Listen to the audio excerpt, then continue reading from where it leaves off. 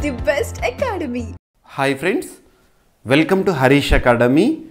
ఈరోజు వార్తలు నిలిచిన జాతీయ అంతర్జాతీయ రాష్ట్రీయాంశాల గురించి, వార్తలు నిలిచిన వ్యక్తులు, అవార్డులు, పుస్తకాలు, మరి క్రీడా సంబంధిత సమాచారం, ఒక్కొక్క అంశాన్ని వివరంగా తెలుసుకుందాం. ఈరోజు ఫస్ట్ టాపిక్ వచ్చేసి ఈరోజు జనవరి 25 ప్రత్యేకత జాతీయ ఓటర్ల దినోత్సవం.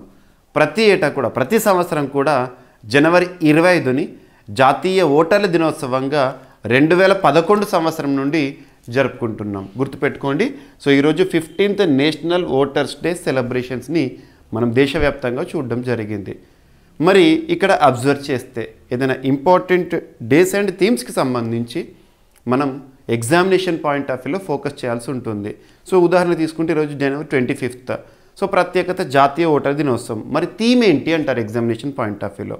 సో అబ్జర్వ్ చేస్తే nothing like voting, I vote for sure అనేది ఈ సంవత్సరం కూడా ఇవ్వబడిన థీమ్. డేస్ అండ్ థీమ్స్ పైన ఎగ్జామినేషన్ పాయింట్ ఆఫ్ వ్యూలో మీకు ఖచ్చితంగా క్వశ్చన్స్ వచ్చే అవకాశాలు ఉంటాయి. అంటే ఈరోజు జనవరి 25 సందర్భంగా, జాతీయ ఓటర్ల దినోత్సవం సందర్భంగా దేశవ్యాప్తంగా కూడా ఓటు హక్కు యొక్క ప్రాముఖ్యత గురించి, ఓటు విలువకి సంబంధించి కానివ్వండి, ఇవన్నీ కూడా మనకు అవగాహన కల్పించే ప్రయత్నాలని ECI election commission of India వారు చేపట్టడం జరుగుతుంది. భారతదేశంలో రాజ్యాంగబద్ధ సంస్థగా ఎలక్షన్ కమిషన్ ఆఫ్ ఇండియా పనిచేస్తుంది. మనం అబ్జర్వ్ చేస్తే దేశంలోనే అత్యున్నత చట్టం మన రాజ్యాంగం. రాజ్యాంగంలోని 15వ భాగం ఏ ఆర్టికల్ నుండి ఆర్టికల్ వరకు, ఆర్టికల్ 324 నుండి 329 వరకు ఎన్నికలకు సంబంధించిన అంశాలను ప్రస్తావిస్తూ ఉంటుంది. ఇందులో అబ్జర్వ్ చేస్తే ఆర్టికల్ 324 అనేది ఎలక్షన్ కమిషన్ ఆఫ్ ఇండియాకి సంబంధించి తెలుపుతుంది. ఆర్టికల్ 326 విషయానికి వస్తే ఓటు హక్కు రాజ్యాంగ హక్కుగా భారత పౌరులకు, వయోజనులకు 18 సంవత్సరాలు నిన్న వారికి కల్పించడం జరుగుతుంది. సో గుర్తుపెట్టుకోండి ఇవన్నీ కూడా.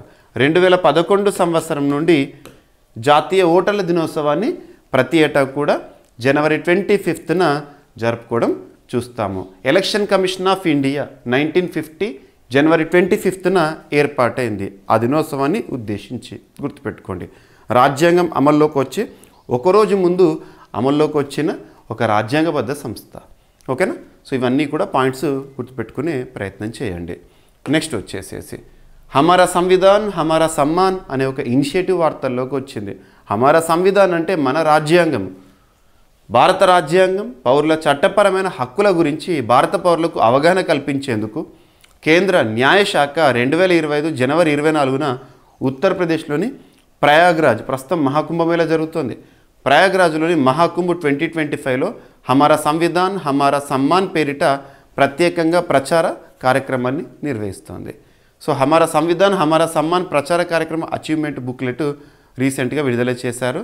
కార్యక్రమం థీమ్లు, కార్యకలాపాలకు సంబంధించి క్యాలెండర్ కూడా ఆవిష్కరించారు. రాజ్యాంగం యొక్క గొప్పతనం గురించి ప్రజల్లో తెలియజేయడానికి 2040 నాటికి వికసిత భారత్ లక్ష్యాన్ని సాధించేందుకు ప్రతి పౌరుడు క్రియాశీలంగా భాగస్వామ్యం అయ్యేందుకు ఈ ప్రచార కార్యక్రమం అనేది కీలక పాత్ర పోషిస్తుందంట. గుర్తుపెట్టుకోండి. అండ్ వార్తలు నిలుస్తున్న సూచీలు కానీ, రిపోర్ట్స్ కానీ, ర్యాంకింగ్స్ కానీ ఎగ్జామినేషన్ పాయింట్ ఆఫ్ వ్యూలో ఖచ్చితంగా అడిగే అవకాశాలు ఉంటాయి.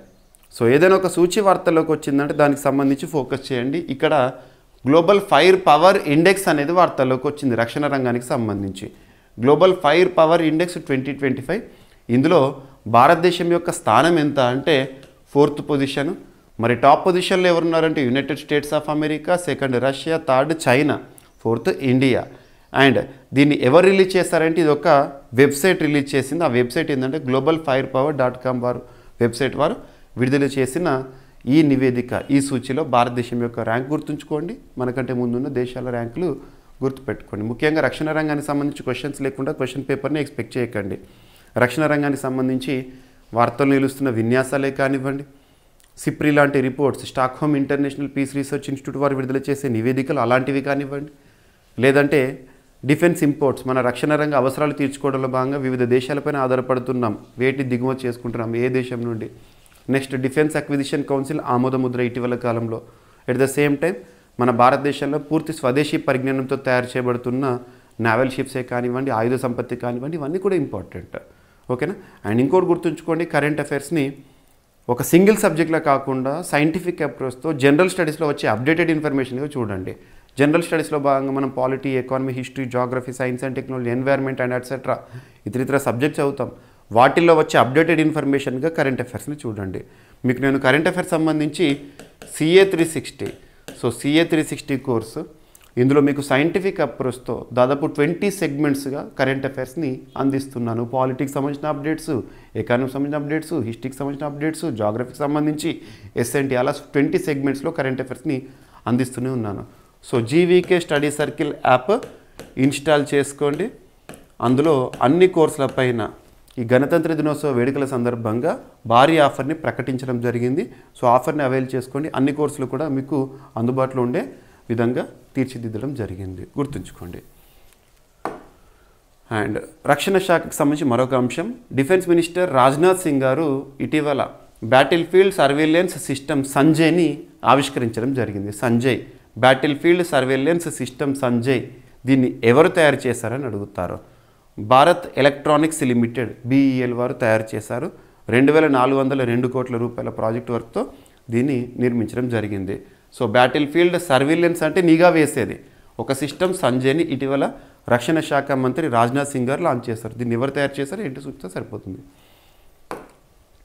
అండ్ ఇస్రో సాధిస్తున్న ఘనతలు అద్భుతం. ప్రపంచంలో ఏ దేశం కూడా సాధించని ఘనత భారతదేశం సొంతమవుతుంది జస్ట్ బికాజ్ ఆఫ్ ఇస్రో. అటువంటి ఇస్రో 100వ ప్రయోగానికి సిద్ధమైంది. ఈ మంత్ ఎండింగ్లో జనవరి 29 రోజున 100వ ప్రయోగం చేయబోతోంది ఇస్రో. మరి 99వ ప్రయోగంగా మనం చూసాము 2024 డిసెంబర్ 30న చేపట్టిన PSLV C60 SpaDeX space docking experiment. ఖచ్చితంగా రానున్న పోటీ పరీక్షల క్వశ్చన్ అడుగుతారు. ముఖ్యంగా ఏపీ గ్రూప్ 2 ఎగ్జామినేషన్ ప్రిపేర్ అయ్యే వాళ్ళు కానివ్వండి, తెలంగాణ ఎగ్జామినేషన్ ప్రిపేర్ అయ్యే వాళ్ళు కానివ్వండి, సైన్స్ అండ్ టెక్నాలజీ పైన ప్రత్యేక శ్రద్ధ చూపండి. మీకు నేను GVK స్టడీ సర్కిల్ యాప్లో ఫ్రీ కంటెంట్లో ఒక PDFని అప్లోడ్ చేస్తాను. ఆ PDFలో రీసెంట్గా స్పేస్ టెక్నాలజీకి సంబంధించిన అప్డేట్స్ ఏవైతే ఉంటాయో మోస్ట్ ప్రెడిక్టెడ్ టాపిక్స్ని మీకు విత్ డౌన్లోడ్ ఆప్షన్ ఇచ్చాను. ఒకసారి ఆ టాపిక్స్ అన్నీ చూడండి. ఈ కమింగ్ ఎగ్జామినేషన్లో మీకు యూస్ఫుల్గా ఉంటుంది. ఓకేనా? ఇక్కడ అబ్జర్వ్ చేస్తే ఇక 100వ ప్రయోగము. సో ఇక్కడ చూడండి 29న శ్రీహరికోటలో 100వ ప్రయోగం. శ్రీహరికోట అంటే ప్రస్తుతం తిరుపతి జిల్లా. నావిక వ్యవస్థలో నావిక్ 2 9వ ఉపగ్రహము. ఈ గ్రహంతో మరింత ఖచ్చితంగా భూమి, జల, వాయు మార్గాల స్థితిగతులు. భారత అంతరిక్ష పరిశోధన సంస్థ ఇస్రో సతీష్ ధవన్ స్పేస్ సెంటర్ షార్లోని 2వ ప్రయోగ వేదిక నుంచి ఈ నెల 29న నావిక్ 2 ఉపగ్రహాన్ని రోదస్లోకి పంపనుంది.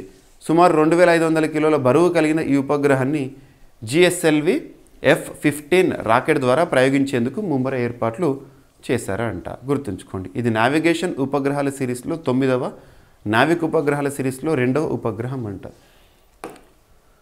అండ్ అరటి చెట్టు కాండంతో శానిటరీ ప్యాడ్లు అనే అంశం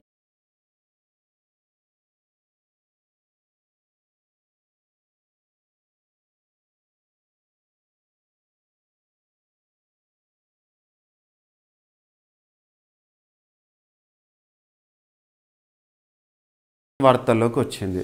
IICT వారు రూపొందించారు. ఇన్నోవేషన్స్ ఇంపార్టెంట్, IITకి సంబంధించి కానివ్వండి ఇలాంటివి. సో ఇక్కడ వ్యవసాయ వ్యర్థాల నుంచి ఉపయోగకర ఉత్పత్తుల తయారీ సాంకేతికత అభివృద్ధిలో Indian institute of chemical technology Hyderabad పురోగతి సాధించింది. అరటి చెట్టు కాండం నుంచి, గుజ్జు నుంచి శానిటరీ ప్యాడ్లను తయారీ సాంకేతికతను అభివృద్ధి చేస్తూ ఇటీవల వార్తల్లోకి వచ్చింది. సైన్స్ అండ్ టెక్నాలజీలో మీకు ఇంపార్టెంట్. అండ్ ఖండాలు అనగానే మనం 7 ఖండాల గురించి వింటూ ఉంటాం, కానీ 7 కాదంట 6 అంట. దీనిపైన ఎవరు పరిశోధన చేశారంటే UK పరిశోధకులు చేసిన అధ్యయనము. యూరోపా, ఉత్తర అమెరికా మధ్య లింక్, అట్లాంటిక్ మహాసముద్రంలో అనుసంధానము, వాటిని కలుపుతున్న టెక్టోనిక్ ప్లేట్స్. ప్రపంచంలో ఉన్న ఖండాలు ఎన్ని అని అడిగితే టక్కున 7 అని అందరం సమాధానం చెప్తాం, కానీ భవిష్యత్తులో 6 అని చెప్పాల్సి రావచ్చు. ఎందుకంటే ప్రపంచంలో ఉన్న ఖండాలు 7 కాదు 6 అని బ్రిటన్కు చెందిన ఓ యూనివర్సిటీ పరిశోధకులు అధ్యయనం చేశారు. యూనివర్సిటీ ఆఫ్ డెర్బీకి చెందిన ఎన్వైర్న్మెంట్ సైన్స్ విభాగం పరిశోధకులు ఈ అంశాన్ని వెల్లడించారు. అట్లాంటిక్ మహాసముద్రం కింది భాగంలో టెక్టోనిక్ ప్లేట్ల ద్వారా ఇప్పటికీ నార్త్ అమెరికా, యురేషియా అనుసంధానమై ఉన్నాయని పరిశోధకులు ప్రతిపాదించారు. గుర్తుంచుకోండి. ఇక ఆకాశం నుంచి చేతిలోకి, అరచేతిలోకి నేరుగా సిగ్నల్. ఎలాన్ మస్క్ ఇటీవల అమెరికా అధ్యక్ష ఎన్నికల్లో ట్రంప్ విజయం వెనుక ఉన్న ఒక కీలక వ్యక్తిని ఎలాన్ మస్క్ మనం చెప్పవచ్చు. సో స్పేస్ ఎక్స్ సంస్థ అధిపతి. సో ఇక్కడ అబ్జర్వ్ చేస్తే సాధ్యం చేసే ప్రయత్నాలు ఎలాన్ మస్క్, స్టార్లింక్, 27 నుంచి శాటిలైట్ టు సెల్ టెక్నాలజీ పరీక్షలు. సో ఇక్కడ అబ్జర్వ్ చేస్తే దట్టమైన అడవైన మారుమూల ప్రాంతమైనా భీకర తుఫాన్లోనైనా పెను విపత్తులోనైనా ఎక్కడైనా ఎలాంటి అత్యవసర పరిస్థితిలోనైనా సెల్ ఫోన్కి సిగ్నల్ అందే రోజులు వచ్చే అవకాశాలు ఉన్నాయి. భూమిపైన ఉండే సెల్ టవర్లతో సంబంధం లేకుండా నేరుగా అంతరిక్షం నుంచి అరచేతిలోకి సెల్ ఫోన్కు సిగ్నల్ అందే అవకాశాలు కనబడుతున్నాయి. ప్రపంచ కుబేరుడు ఎలాన్ మస్క్కి చెందిన స్టార్లింక్ సంస్థ ఈ దిశగా అడుగులు వేస్తుంది. Starlink very very important. Satellite to cell phone సాంకేతికతను ఈ సంస్థ అభివృద్ధి చేయడం జరుగుతుంది. డైరెక్ట్ టు సెల్ అని కూడా దీన్ని పిలవచ్చు. ఈ జనవరి 27 నుంచి టెక్నాలజీ పరీక్షలు కూడా నిర్వహించనున్నట్టుగా ఎలాన్ మస్క్ చెప్పడం జరిగింది. And awards, cyclone man of ఇండియాగా పేరొందిన ఐఎండీ డైరెక్టర్ జనరల్ మృత్యుంజయ్ మహాపాత్రకు ప్రతిష్టాత్మక పురస్కారం అనేది వరించింది.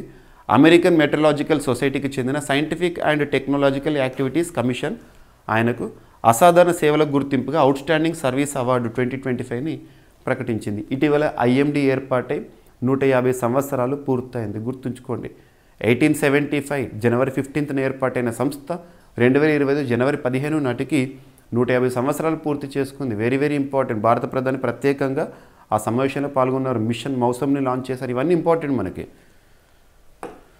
Next FIDE, federation international డెస్ ఈచెస్. Federation international డెస్ ఈచెస్ head quarter ఇక్కడ లసానే, స్విట్జర్లాండ్. ఏదైనా క్రీడా సమాఖ్యకి సంబంధించి కానీ సంస్థకి సంబంధించి కానీ అంతర్జాతీయ సంస్థ అయితే వార్తల్లోకి వస్తే దాని యొక్క ప్రధాన కేంద్రం ఎక్కడో చూడాలి.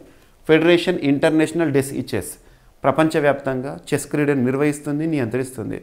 So FIDE 2025 chess world cup 2025 FIDE chess world కప్ని భారతదేశంలో నిర్వహించబోతోంది. Host is India. So India హోస్ట్గా FIDE world cup 2025 chess world cup జరగబోతున్నట్టుగా అఫీషియల్ ఇన్ఫర్మేషన్ని రిలీజ్ చేయడం జరిగింది. గుర్తుపెట్టుకోండి. సో ఈరోజు అంశాలను ఒకసారి ర్యాపిడ్గా చూస్తే నేషనల్ ఓటర్స్ డే సెలబ్రేషన్స్ అనే వార్తలకు వచ్చింది. థీమ్ గుర్తుంచుకోండి. హమారా సంవిధాన్ హమారా సమ్మాన్ అనే అంశం. Next India ranks 4th on the global fire power index. And Sanjay surveillance system అనేది వార్తల్లోకి వచ్చింది. 100వ ప్రయోగానికి సిద్ధమైన ఇస్రో. అరటి చెట్టు కాండంతో శానిటరీ ప్యాన్లను తయారు చేసిన ఐఐసిటి. ఖండాలు 7 కాదు 6 అని యూకే పరిశోధకుల వెల్లడి. ఆకాశం నుంచి అరచేతిలోకి signal starlink project Elon Musk. And cyclone man of India Mrutyunjay Mohapatra garu వార్తల్లోకి వచ్చారు. ఫిడే చెస్ వరల్డ్ కప్ 2025కి ఆతిథ్యం ఇవ్వనున్న దేశం భారత్. సో ఇవి ఫ్రెండ్స్ ఈరోజు వార్తలు నిలిచిన అంశాలు. మిస్లేనియస్ అంశాలను మిగిలిపోతే రేపటి క్లాస్లో జోడించి మరొకసారి నేర్చుకుందాం. రేపు కలుద్దాం. Thank you.